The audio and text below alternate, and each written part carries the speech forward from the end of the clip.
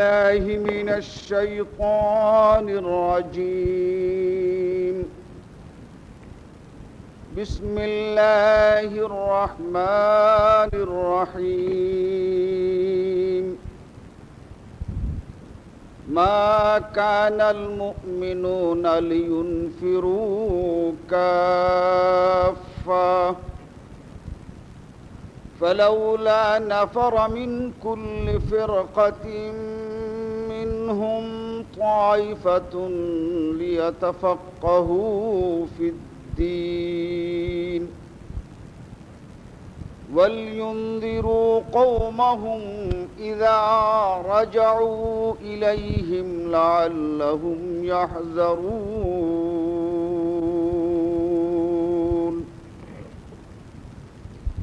আল্লাহ রব্বুল আলমিনের লাখ লাখ শুকর যে আজকার এই জুমাতে আমরা শরীক হতে পেরেছি। নবী মুহাম্মদুর রাসূলুল্লাহ সাল্লাল্লাহু আলাইহি ওয়াসাল্লামের উপরে লাখো সালাত ও সালাম, যার প্রদর্শিত পথ আর হেদায়েত পেয়ে আমরা ন্যায় এবং সত্যকে জানতে পেরেছি, বুঝতে পেরেছি। আজকার খুতবাতে আমি সূরা তওবার 122 নম্বর আয়াত তেলাওয়াত করেছি। এই আয়াতের মধ্যে আল্লাহ রাব্বুল আলামিন আমাদেরকে এমন একটি নির্দেশ দিয়েছেন যে নির্দেশটা আমরা মুসলিম জাতিগতভাবে অনেকেই মেনে চলি না। আল্লাহ রাব্বুল আলামিন ইরশাদ করেন, মা কানাল মুমিনুনা লিয়ুনফিরু কাফা। আমি মুমিনদেরকে কথা বলি না যে তারা সকলেই এক সময় বাড়ি থেকে বেরিয়ে পড়বে। ফালাউলা নাফরা মিন কুল্লি ফিরকাতিন মিনহুম তায়ফা। তবে তাদের মধ্য থেকে একটি দল অবশ্যই বাড়ি থেকে যেন বের হয়। লিয়াতাফাক্কাহু ফিদ্দীন, দ্বীনকে জানবার জন্যে।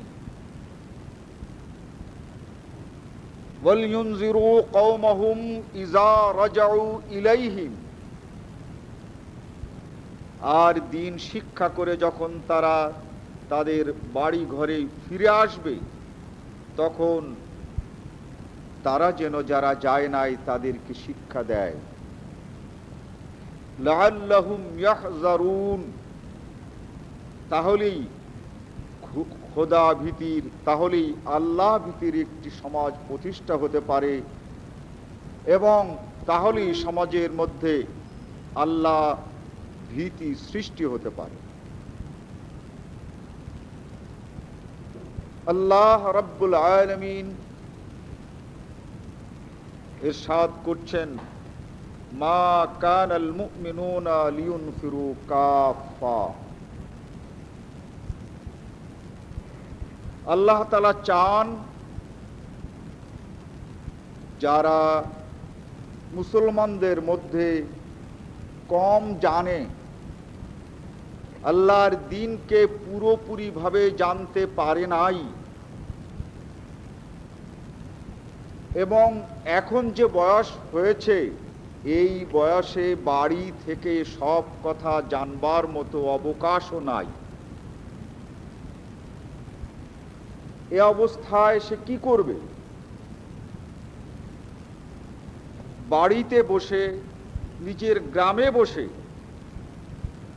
সে আল্লাহর দ্বীনের সম্পর্কে তার প্রয়োজনীয় যা কিছু জানার তা নিজের জায়গায় বসে সব সে আগেও শিক্ষা করে নাই আর এখনো শিক্ষা করতে পারছে না।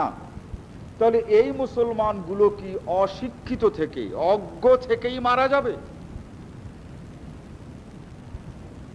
আল্লাহ তাআলা পরামর্শ দেন যে তোমাদের সমাজে শিক্ষার একটি চলমান প্রতিষ্ঠান থাকতে হবে।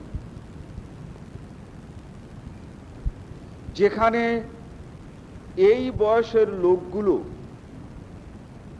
একত্রিত হবে এবং সেখানে তারা শিক্ষা লাভ করবে, এই রকমের প্রতিষ্ঠান, এই ধরনের ব্যবস্থা, এই ধরনের সংস্থা এই সাধারণ মানুষগুলোকে শিক্ষা দেওয়ার জন্য তোমাদের থাকতে হবে। যারা আমাদের ছেলেপেলে, এদেরকে আমরা মাদ্রাসায় পাঠাচ্ছি, এদেরকে আমরা স্কুল কলেজে পাঠাচ্ছি, কিন্তু একটি বাপ, একটি মা, একটি বাপের যে কত অজানা, এগুলো জানবার জন্য তারা যাবে কোথায়? এই অজানা বাপের বিষয়বস্তুগুলো জানার জন্য এ সমাজে কোন মাদ্রাসা আছে, কোন প্রতিষ্ঠান আছে যেখানে গিয়ে এরা তাদের প্রয়োজনীয় জ্ঞান অর্জন করবে? এটা কোথায় আছে? আল্লাহ রাব্বুল আলামিন বলেন, এই জন্য তোমাদের এই বাসস্থান আর বাড়িঘর ছেড়ে একটু দূরে কোনো জায়গাতে তোমাকে যেতে হবে এই শিক্ষা লাভের জন্য। আল্লাহ বলেন, মা কানাল মুমিনুনা লিয়ুনফিরু কাফা। এ কথা আমি বলি না যে এক গ্রামের বা এক শহরের সকল মুসলমানেরা এক সময় বেরিয়ে পড়ো, একদম বস্তি খালি হয়ে যাও। মা কানাল মুমিনুনা লিয়ুনফিরু কাফা, এই সকলকে আমি একসাথে বেরোতে বলি না। তাহলে তো বাড়িঘর ফাঁকা থাকবে, নির্জন হয়ে যাবে কোনো বসতি, এ আমি বলছি না। ফালাউলা নাফারা মিন কুল্লি ফিরকাতিন মিনহুম তায়ফা, এই শিক্ষা লাভের জন্য এই বয়স্ক মানুষের ছোট্ট একটি দল করো। এরা যদি বেরিয়ে যায়, লিয়াতাফাক্কাহু ফিদ্দীন, আর তারা যদি দ্বীন শিক্ষা করে আসে, লিউনজিরু কওমাহুম, এরা শিক্ষা করে এসে নিজের জাতির কাছে, নিজের গ্রামের কাছে, নিজের বসতিতে এসে তারা যা শিক্ষা করেছে তাই তারা শিক্ষা দেবে। ইজা রাজাউ ইলাইহি, এভাবে এই দলটি আসার পর যদি আরেকটি দল যায়, আবার যদি তারা শিক্ষা গ্রহণ করে আবার ফিরে আসে, এসে যদি তার গ্রামবাসী, তার নগরবাসী, তার সমাজকে শিক্ষা দিতে থাকে,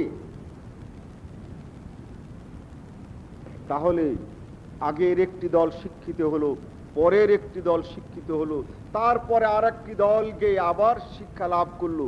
এইভাবে দেখবে তোমার বসতিতে আর কোনো অজ্ঞ আর মূর্খ লোক নাই।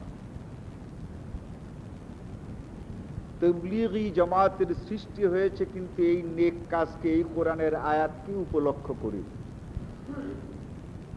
এই আয়াতটির সুন্দর ব্যাখ্যা আল্লাহর নবী মুহাম্মদুর রাসূলুল্লাহ সাল্লাল্লাহু আলাইহি ওয়াসাল্লাম দিয়েছেন। বুখারী শরীফ ৬ষ্ঠ খণ্ড বাংলা তরজমা, সেখানে কিতাবুল আহাদে এর আরো সুন্দর ব্যাখ্যা পাবেন। আল্লাহ রাব্বুল আলামিন এই বৃদ্ধ মানুষগুলোকে, সব সময় কর্মে লিপ্ত মানুষগুলোকে বাড়ি থেকে বেরোতে বললেন কেন? মনে করুন আপনি একটি দোকানের মালিক, বললেন যে আমার পাড়ায় আমাদের ইমাম সাহেবের কাছে আমি সব শিখে নেব। আমার ইমাম সাহেব তার কম জানেন না। ফজরের পর তার কাছে কোরআন মজিদ পড়তে শুরু করলেন, জানতে শুরু করলেন। বাড়ির থেকে এসে বলল, বাবা তোমারে মা ডাকে। এখন বলুন, আপনি যে পড়ছিলেন এই একাগ্রতা, মা ডাকছে এই কথা শোনার পর আর থাকছে কতটুকু? বলে যা আমি আসতেছি। খুব রাগ করে যতই বলেন, কিন্তু মনের মধ্যে খোঁজ খোঁজ করতেছে। এই পড়ায় কিন্তু আর মন বসছে না, এই শিক্ষায় কিন্তু আর মন বসছে না। এরপরে গেলেন যে বললেন যে আজকে তো মেহমান আসছে, বাজার সদাই কি করতে হবে সেটা একটু বলে গেলে না। বলে সর্বনাশ, অন্য অন্য দিন বাজার সদাইয়ের জন্য তুমি আমাকে ডাকো না, আর আজকে ডাকলে, আজকে আমি একটু পড়াশোনা করতেছিলাম তাই ডাকছি। এরপরে কিন্তু দ্বিতীয়বার আর মসজিদে আসা হয় না, ওই তারপর তারপর তারপর তারপর কিন্তু আবার লেগে যায়। এই তো আমাদের স্বভাব। ধরে নেন যে আপনি এই খালিশপুরে না থেকে আপনি ঢাকার একটি মসজিদে গেছেন কিছু শিক্ষা করার জন্য। ওখানে আপনার ছেলেটা কয়বার যেতে পারবে? এখানে তো বাড়ির থেকে এসে বাবাকে ডাক দিল। ধরে নেন আপনি যশোরের আহলে হাদিস মসজিদে গেছেন, সেইখানে 3-4 ভাই ওই ইমাম সাহেবের কাছে শিক্ষা করছেন। এখন দোকানের এই হিসাব নিকাশ নিয়ে ছেলে এই মসজিদে আসলেই আসবে, তার মানে বাড়ির কাছে ওইখানে গেলেই পাওয়া যাবে, কিন্তু যশোর পর্যন্ত কিন্তু হিসাব নিকাশ নিয়ে যাচ্ছে না।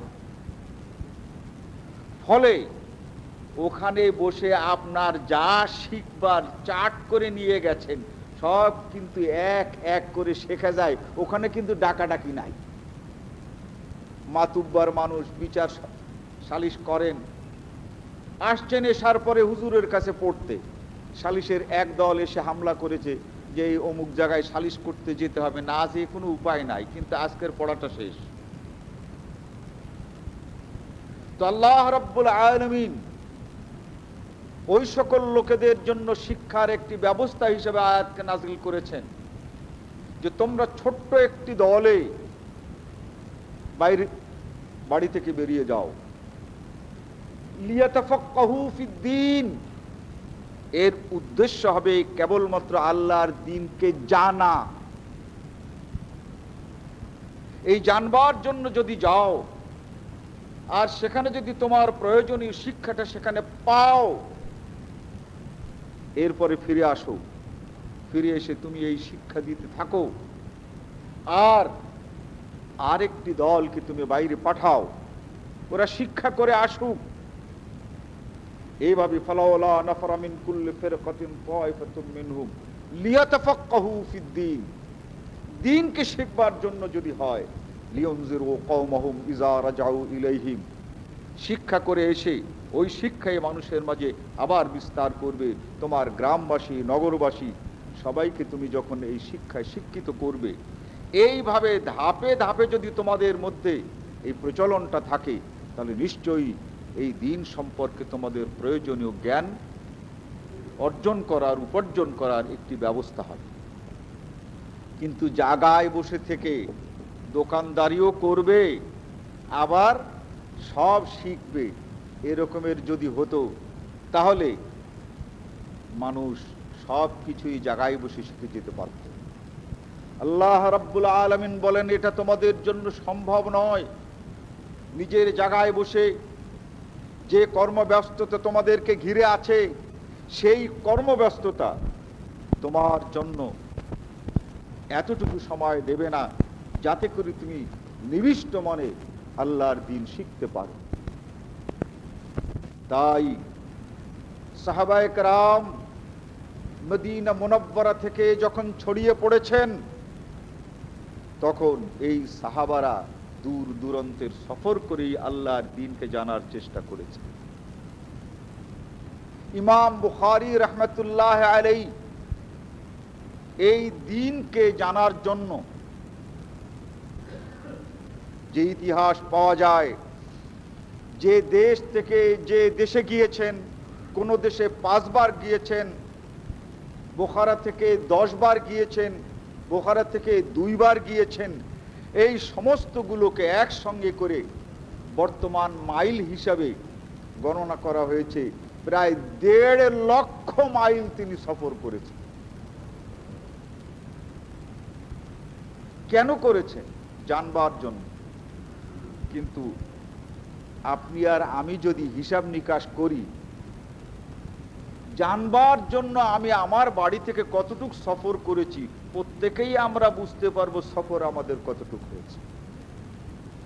ফালাউলা নাফারা মিন কুল্লি ফিরকাতিন তায়ফাতুম মিনহুম,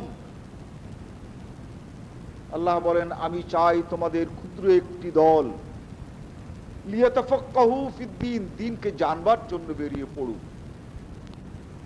যদি জানবার জন্য বেরিয়ে পড়ে তাহলে এমন একটি অবস্থা হবে, পিছু টান তাদের থাকবে না, ফলে তারা শিক্ষা করতে পারবে। এই ব্যবস্থাটা সব জায়গাতেই কম বেশি আছে। এটাকেই বলা হয় তাবলীগে দ্বীন। কিন্তু আজকে বর্তমান তাবলীগের যে আমরা চেহারা ছবি দেখি, তাতে লিয়াতাফাক্কাহু ফিদ্দীন, দ্বীনকে শিখবার পরিবর্তে আল্লাহ রাব্বুল আলামিনের এই আয়াতের ইরশাদকে কার্যকরী করার জন্য যেভাবে তাবলীগের প্রচলন হয়েছে এবং সেখানে যা শিক্ষা দেওয়া হয়, তাতে আর দ্বীন সেখানে খুবই কম। যদি দেখা যায় তাহলে দেখা যাবে একজন লোক তিনি বয়ান করছেন, এই বয়ান করতে করতে তিনি যা কিছু বলছেন বলবে যে মুরব্বীরা বলেছে। এই হচ্ছে তাদের একটা কথা। পেয়েছেন কোথায়? এটা মুরব্বীরা বলেছে। আর এটাই সবচেয়ে বড় অন্যায়। নবী মুহাম্মদুর রাসূলুল্লাহ সাল্লাল্লাহু আলাইহি ওয়াসাল্লামের কাছে ইয়ামান থেকে ৬০ জন খ্রিস্টান পৌঁছালেন আল্লাহর নবীর এই নবুয়তকে পরীক্ষা করতে। বিভিন্ন রকমের প্রশ্ন এবং পরীক্ষা করে করে যখন দেখলো যে এই নবী ঠিক, না মেনে কোনো উপায় নাই, তখন তারা বলল যে আগামীকালকেও কথা আছে, আগামীকালকে বলার পরে আমরা সিদ্ধান্ত দেব। তার মানে আগামীকালকে ওরা পালাবে। সূরা আলে ইমরানের মধ্যে আল্লাহ রাব্বুল আলামিন ইশারায় ঘটনাকে উল্লেখ করে আল্লাহর নবীকে বলেন যে তুমি এখনই ওদেরকে দাওয়াত দিয়ে দাও। আল্লাহর নবী দাওয়াত দিলেন, তাআলাউ ইলা কালিমাতিন সাওয়াইন বাইনানা ওয়া বাইনাকুম আল্লা না'বুদা ইল্লাল্লাহ। দেখো, তোমাদের মাঝে আর আমাদের মাঝে যে কথাগুলো এখনো এক আছে, আসো আমরা সেই এক কথাগুলো মেনে চলি। তোমরাও মেনে চলো আর আমরাও মেনে চলি। পয়লা কথা হচ্ছে এই, আল্লাহ না'বুদা ইল্লাল্লাহ, একমাত্র আল্লাহ ছাড়া আর কারো ইবাদত করব না। ওয়ালা নুশরিকা বিহি শাইআ, আর ওই আল্লাহর সঙ্গে শিরক করব না। এই কথায় তোমরা আর আমরা কিন্তু একমত। আর তৃতীয় কথা হচ্ছে এই, ওয়ালা ইয়াত্তাখিযা বা'যুনা বা'যান আরবাবা, আমরা আমাদের মধ্য থেকে কাউকেও মুরব্বি বানাবো না। আমরা আমাদের মধ্য থেকে কাউকেই আমরা রব বানাবো না। আরবিতে রব আর মুরব্বি প্রতিশব্দ। রবের অর্থ মুরব্বি আর মুরব্বির অর্থই রব। ওয়ালা ইয়াত্তাখিযু বা'যুনা বা'যান আরবাবা, কোন মানুষকে আমরা দলিল বানাবো না, কোন মানুষকে আমরা এমন মুরব্বি বানাবো না তিনি যা বলেন সেটাই আমাদের বক্তব্য আর সেটাই আমাদের দলিল, সেটাই আমাদের মেনে চলতে হবে। এই রকমের কোন মানুষকে আমরা মুরব্বি বানাবো না। ওয়ালা ইয়াত্তাখিযা বা'যুনা বা'যান আরবাবাম মিন দুনিল্লাহ। মুরব্বি শব্দের একটি বাংলা অর্থ আছে, যদিও আরবি শব্দ, কিন্তু বাংলায় আমরা ব্যবহার করি। এই বাংলার মুরব্বি আর আরবির মুরব্বি এক নয়। আরবিতে মুরব্বি বলা হয় তাকে যার কথা বিনা দলিলে গ্রহণ করা হয়,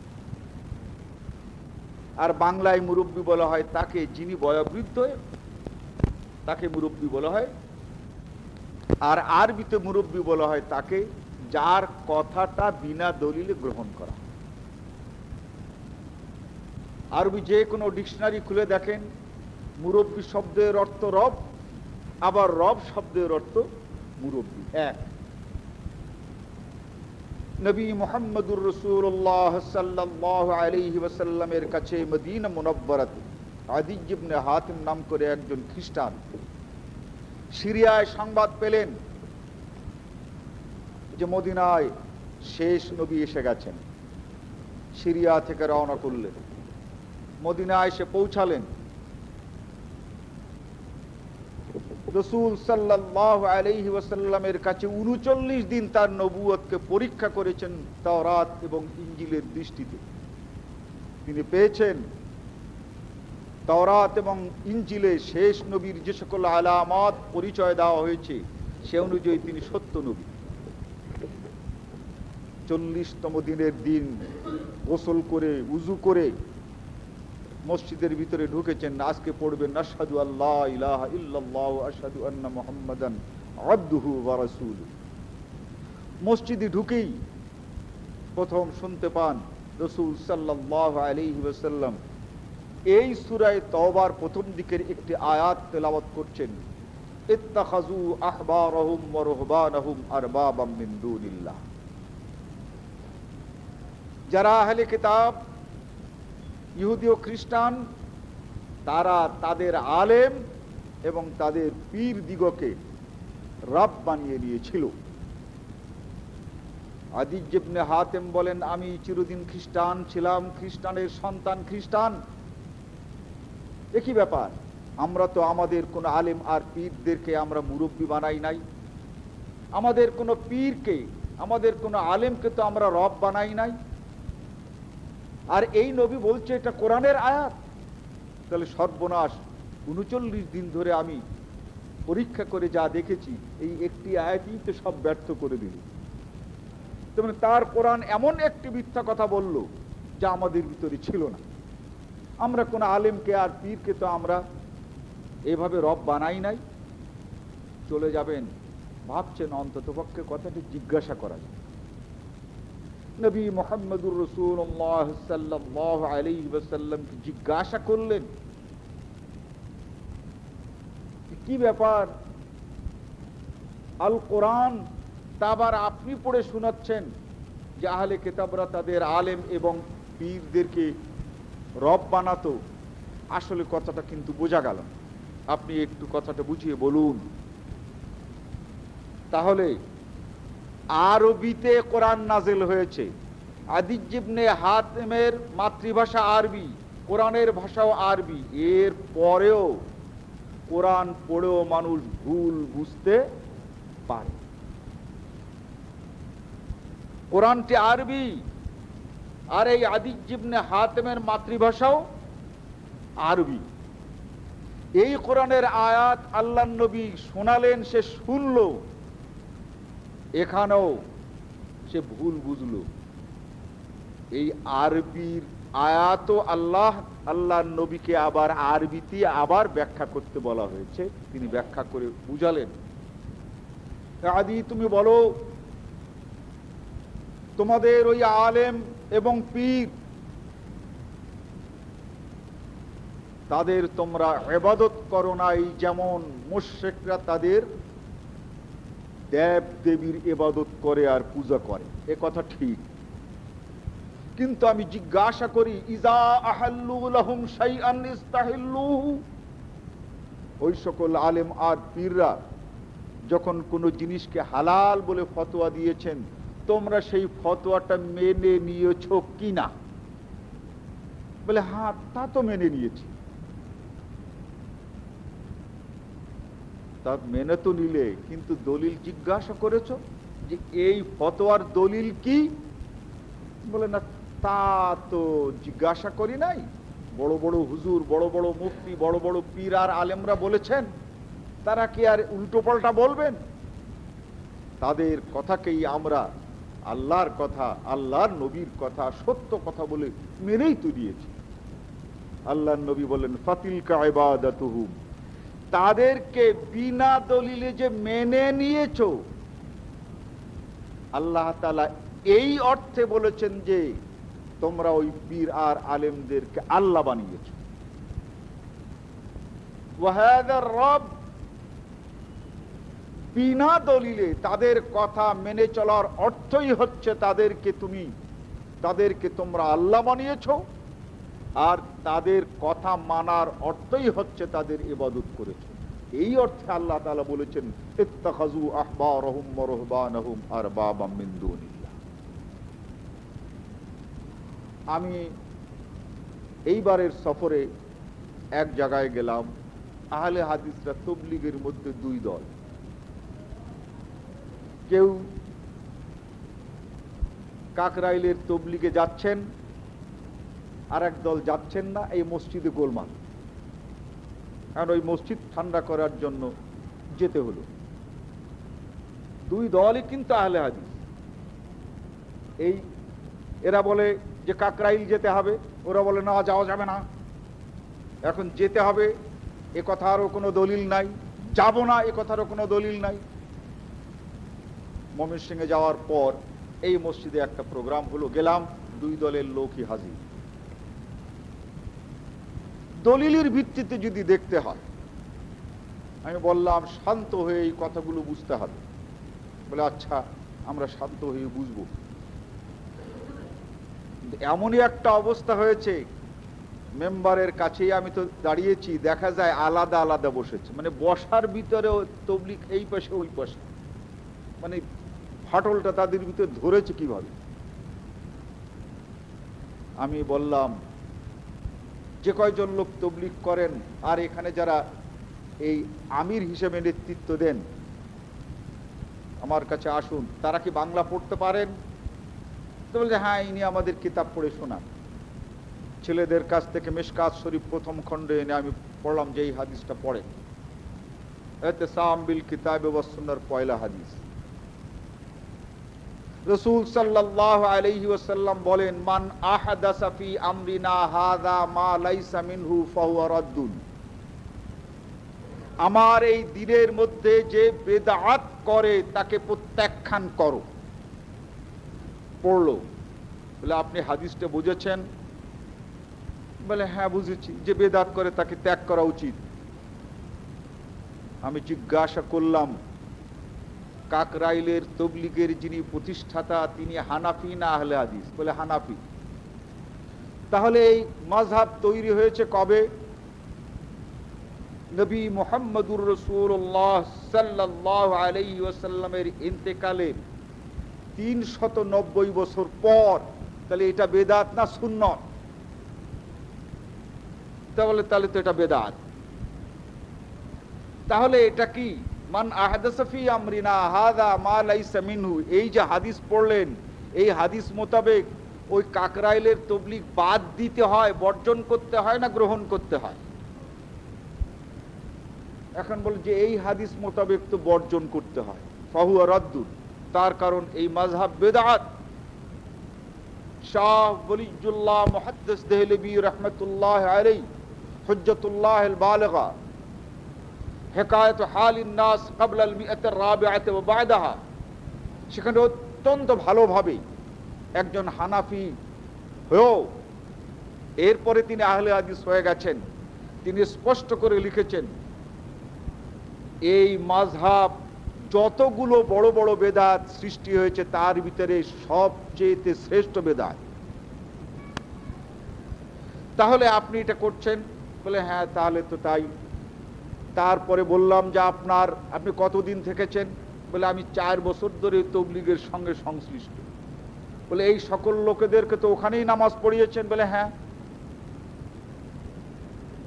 আমি বললাম ছেলেদের 4th নম্বর মিশকাত এটা এনে বাবু হারামুল মক্কা ওয়াল মদিনা, তার 1 নম্বর হাদিস হযরত আলী রাদিয়াল্লাহু তাআলা আনহু কর্তৃক বর্ণিত। নবী মুহাম্মদুর রাসূলুল্লাহ সাল্লাল্লাহু আলাইহি ওয়াসাল্লাম বলেন, মান আওয়া মুহদিসান,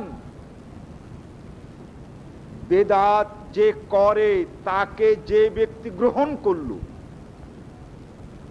ইমাম হিসেবে গ্রহণ করুক, আত্মীয় হিসেবে গ্রহণ করুক, বড় হিসেবেই গ্রহণ করুক, মুরব্বী হিসেবেই গ্রহণ করুক, মান আওয়া মুহদিসান, যে এই বিদআতিকে গ্রহণ করলো ফালাইহি লানাতুল্লাহি ওয়াল মালাইকাতি ওয়ান নাস আজমাইন, আল্লাহর নবী বলেন আমি বদদুয়া করছি তার উপরে আল্লাহর লানত, ফেরেশতার লানত আর দুনিয়ার সকল মানুষের লানত তার উপরে পতিত হোক। ফালাইহি লানাতুল্লাহ, আল্লাহর অভিশাপ তার উপরে পড়ুক, ওয়াল মালাইকা, সকল ফেরেশতাদের লানত তার উপরে পড়ুক, ওয়ান নাস আজমাইন, আর দুনিয়ার সকল মানুষের এই অভিশাপ আর লানত তার উপরে পড়ুক। লা ইয়াকবালুল্লাহু মিনহু সারাফান ওয়ালা আদালা, এই ব্যক্তির নফল আর এই ব্যক্তির ফরজ কোন ইবাদতই আল্লাহ তাআলা কবুল করবেন না। তাহলে আপনি যে নামাজ পড়েছেন কাদের পিছনে পড়েছেন, আর আপনার এই জামাত গিয়ে কার পিছনে নামাজ পড়েছে? তারা বলে যে তারা তাহান। তাহলে ইমামকে গ্রহণ করলেন না বর্জন করলেন? ইমামকে বরণ করলেন না প্রত্যাখ্যান করলেন? বরণ করে নিয়েছেন। আপনার উপরে এবং আপনার সাথীদের উপরে এই আল্লাহর লানত বর্ষিত হওয়ার যে বদদুয়া আল্লাহ নবী করলেন, এর বিপক্ষে দুনিয়ায় কার দোয়া এনে এই বদদুয়া দূর করতে পারবে? কার দোয়া বলেন? ওই লাখ লাখ মানুষ হাত তুলে ওই ইজতিমায় দোয়া করেছে, আর অন্যদিকে আল্লাহর নবী আলাইহি লানাতুল্লাহ বলছেন, তাহলে কার দোয়ায় ধার বেশি?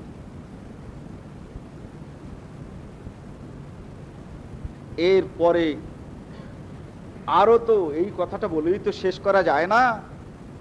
রাত্র ইশার নামাজ পড়ে আবার আমরা বসলাম, বললাম আপনার এই অঞ্চলের সকল অন্যান্য মুরব্বী তাদেরকেও ডাকেন, আমরা কোরআন এবং হাদিস থেকেই তাদের সঙ্গে কথা বলবো। ওখানে গিয়ে আমি যাওয়ার আগে একজনে ওয়াজ করছে এই মানে বয়ান করছে, বলে মুরব্বীদের কাছে শুনেছি তবলিগে জামাতে যদি কেউ যায় তো ডান পা উঁচু করলে 70 কোটি নেকি হয়, উঁচু করে যখন আবার ফেলে তা আরো 70 কোটি, ফের আবার বাম পা যখন উঁচু করে 70 কোটি, আবার বাম পাটা যখন ফেলে তখন 70 কোটি।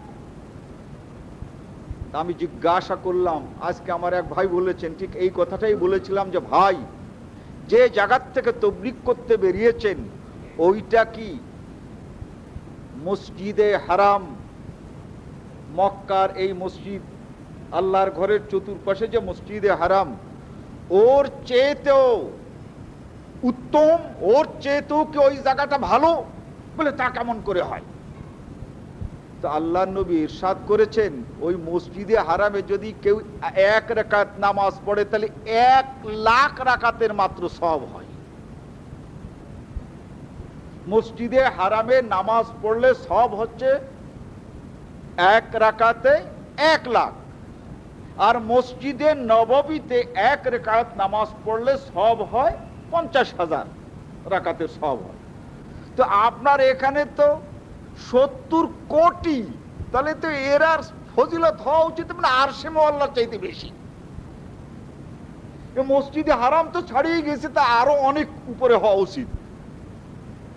তা ভাই, এত সওয়াবের জায়গা যদি এই রকমের পাড়া দিলাম, আর 70 কোটি, কায়দা কত? পা উঁচু করলে 70 কোটি, পা রেখে দিলে 70 কোটি, আবার বা পা উঁচু করলে 70 কোটি, রেখে দিলে 70 কোটি। আরে বাপরে বাপ! তাহলে আপনার এই কথা আপনি পেয়েছেন কার কাছে? বলে মুরব্বীদের কাছে। বলে এইখানেই হচ্ছে কথা। ইত্তাখাযু আহবারহুম ওয়া রুহবানহুম আরবাবাম মিন দুনিল্লাহ, এই মুরব্বীদের কাছে শুনেছেন আর বলতে শুরু করে দিয়েছেন। এই তাবলীগটাই হচ্ছে সেই তাবলীগ যে তাবলীগ করা হারাম। মুসলিম শরীফের প্রথম খণ্ডের প্রথম দিকেই পাবেন, কাফা বিল মারই কাযিবান আন ইউহাদ্দিসা বিকুল্লি মা সামিআ। ওই ব্যক্তি একান্তভাবেই মিথ্যাবাদী যে ব্যক্তি শোনে আর বলে, কথা সত্য কি মিথ্যে একটু ভাবেও না আর অনুসন্ধানও করে। অথচ আল্লাহ রাব্বুল আলামিন এভাবে আপনাকে বলতে বলেন নাই।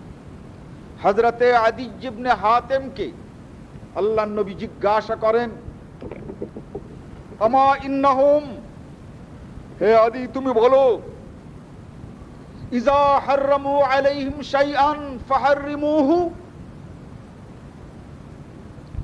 তোমাদের পীর আর পুরোহিত আলেমরা যে জিনিসকে হারাম করত তোমরা সেটাকে হারাম হিসাবে মেনে চলতে না?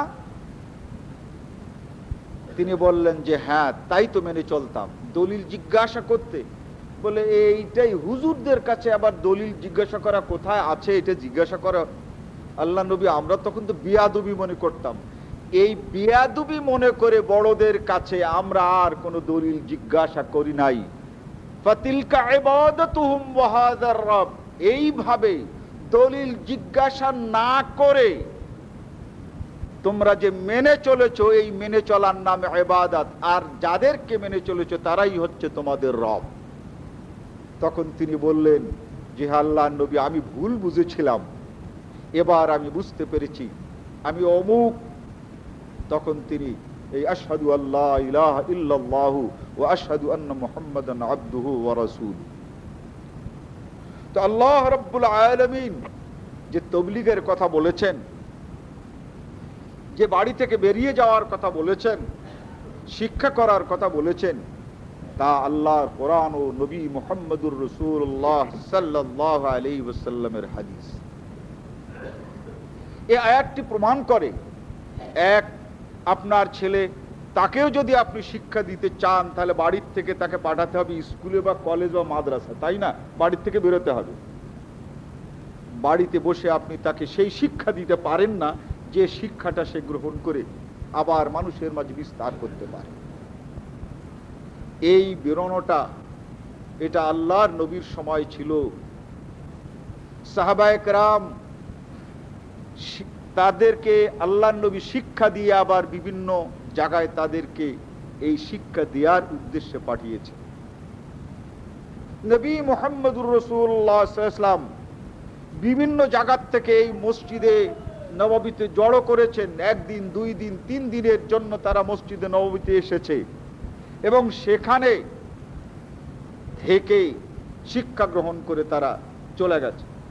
তাই আল্লাহ রাব্বুল আলামিন বলেন, মা কানাল মুমিনুনা লিয়ুনফিরু কাফা, এই কথা আমি বলি না, এক সময় সকলেই তোমরা এই শিক্ষার জন্য বেরিয়ে যাও। ফালাউলা নাফারা মিন কুল্লি ফিরকাতিন মিনহুম তায়ফাতুল লিয়াতাফাক্কাহু ফিদ্দীন, তোমরা যদি কিছু সময়ের জন্য, কিছু দিনের জন্য এইভাবে বাড়ি থেকে এমন জায়গায় তোমরা চলে যাও যেখানে তোমার আত্মীয় স্বজনরা আর বাড়ির লোকেরা তোমাদেরকে বিরক্ত করতে পারবে না, সেখানে তুমি শিখতে পারো সকল ঝামেলা মুক্ত হয়ে। এইভাবে শিক্ষা করো এবং তোমরা তোমাদের ভাইদের কাছে এই শিক্ষা পৌঁছিয়ে দাও। এই যে নির্দেশ, সকলেই কিছু কিছু মেনে চলছে, কিন্তু এই শিক্ষাটা এটা আহলে হাদিসদের মধ্যে আগে ছিল, কিন্তু এখন আর নাই। উলামায়ে দ্বীন তারা এক মসজিদে যেতেন, 10 মসজিদে খবর দেওয়া হতো যে অমুক জায়গায় মাওলানা মতিউর রহমান সাহেব আসবেন, সেখানে কিন্তু সব হাজির হতো। আহলে হাদিসদের কার্যকলাপের উপরে যদি আপনি রিসার্চ করেন তাই দেখবেন যে ওই 10 জায়গার থেকে আসা ওই মেহমানদেরকে ওই গ্রামের আহলে হাদিসরা 1 দিন 2 দিন খাওয়াতো। আজও এই গোটা বাংলার আহলে হাদিস অঞ্চলে যে ঘুরে একটা সভা করে দেখেন, যত তারা গরিব হোক, কিছু লোকের খাবার জন্য তারা আলাদা একটা ব্যবস্থা করে, এটা তাদের ঐতিহ্য। একদম গরিব, তবুও আশেপাশের গ্রামের লোকেদের কাছ থেকে নিয়ে আলাদা একটা ব্যবস্থা তাদের আছে, আর কিছু না হোক খাওয়াবার একটা ব্যবস্থা আছে। ওই খাল শুকিয়ে গেছে কিন্তু গর্ত এখনো শুকায় নাই।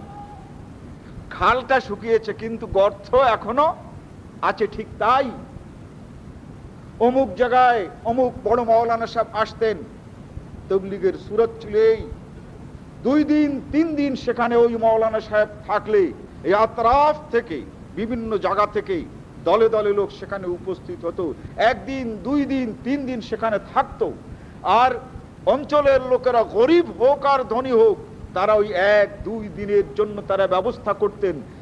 আর ওই মানুষগুলো সম্পূর্ণ সংসার থেকে চিন্তামুক্ত হয়ে ওখানে ওই কয়দিন লেখাপড়া করে তারা আবার চলে যেতেন। নবী মুহাম্মদুর রাসূলুল্লাহ সাল্লাল্লাহু আলাইহি ওয়াসাল্লামের শিক্ষাও তাই ছিল।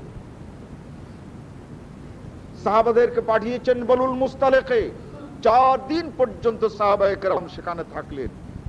চতুর্দিক থেকে সাহাবারা সেখানে এসেছেন, শিক্ষা দীক্ষা দেওয়ার পর তারা চলে এসেছেন, তারাও আবার চলে গেছে।